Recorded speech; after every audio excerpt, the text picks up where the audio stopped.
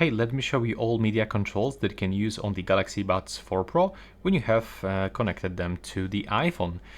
So, first of all, the easiest one, it works, by the way, all of them works the same for left and the right earbud. The single pinch. Single pinch will pause or play your media. Now, if you are gonna swipe up like this, just swipe, do not press or touch it.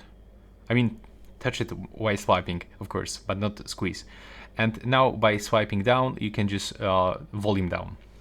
So you can volume up, volume down. The another one, when you pinch 2 times, you will turn next song. When you pinch 3 times, 1, 2, 3, you will play a previous song.